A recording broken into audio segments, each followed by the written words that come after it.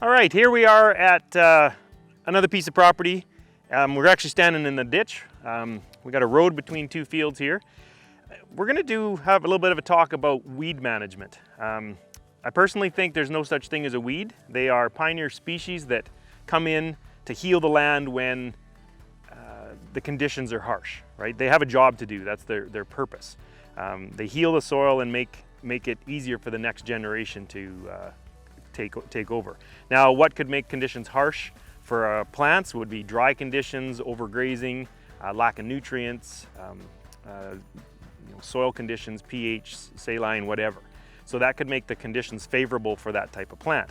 Now, I constantly get the argument thrown at me about, well, the weed came in from my neighbor's land, or the weed came in from the ditch, or the oil field company brought the weed in. Bale grazing, a lot of people say, well, the bale grazing brought the weeds in, now we've got weeds all over the place. Well, it's not where the seeds came from that's the problem. Okay, the issue is with the management. We need to favor the conditions for the desirable species to take over from the weeds. The weeds are there to heal the ground. If you let them heal the ground, then they disappear. Okay, they're just a symptom telling you that the system is out of balance. So we have to address the problem of overgrazing. So doesn't matter what weed it is, everybody's got different weeds, different issues coming in. This happens to be buttercup. There's a lot of buttercup in our part of the world here in Alberta. It's taken over large areas of land. You can see in the background here, we've got quite a bit of buttercup in this field. It's continuously grazed. Okay.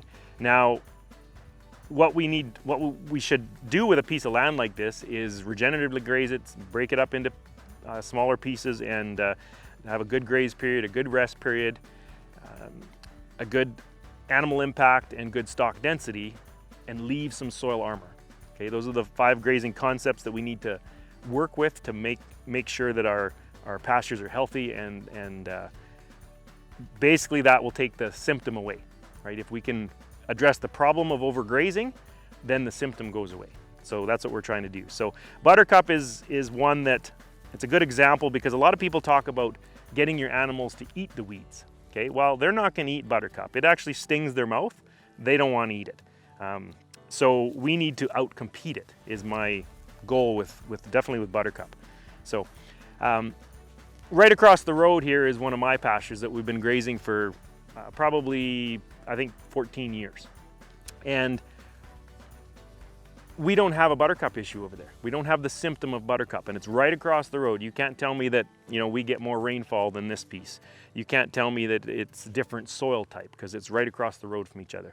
So what we need to do is manage it so that we outcompete it. And I'm gonna walk across here right now, and we'll show you the difference between the two fields right across the road.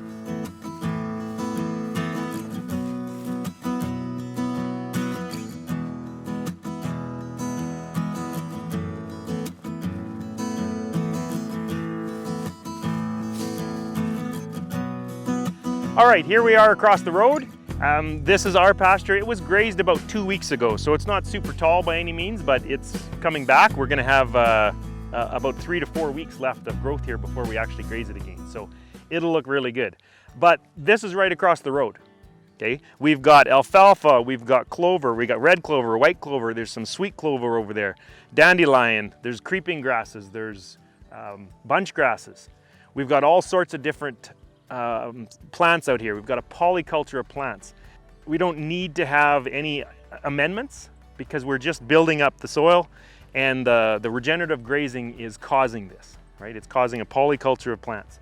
Now, I don't mind if there's the odd weed out here, okay? Because I actually did notice this. There's one buttercup I just picked. It's the only one I can see around. So you can't tell me the seeds aren't here. I don't mind having this here. It's not taking over. It's not getting out of hand like across the road. But when we're done grazing, this is still here for the pollinators, right? Everything else might be knocked down and flattened, and this buttercup might still be here so the pollinators have something to eat. So I don't mind having this at all. Dandelions out here, I don't mind them. They're not a weed. They're actually a very healthy part of the animal's diet. They're loaded with antioxidants. So it's more like a probiotic for my animals. I don't mind dandelion at all. Ask any honey producer if dandelion's a weed. Those flowers come nice and early for the bees, so we want dandelions out here. So basically, I guess my argument when people come to me and always complain that the weeds came in from the neighbors or it came in from somewhere, okay, it's not your neighbor's management that creates your land or your pasture, okay? It's your management. Doesn't matter where the weeds came from. Every square foot of soil has 4,000 to 5,000 seeds in it already, okay?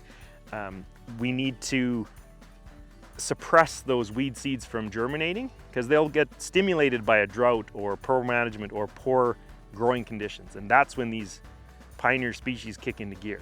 So if we have good growing conditions and a good pasture management, then there's no need for these to germinate. They'll stay dormant in the soil for a long time. We're just suppressing them. After a drought, I might have some more of these pop up. Maybe we'll hit one spot a little hard, or we'll be out here during a rainstorm and we'll hammer out one spot. Well, the next year, yeah, I'll get some pioneer species come up in that spot. But with good grazing management, we can knock them out in a year or two. It's not a big deal. It's part of the polyculture. We just don't want them to take over the field.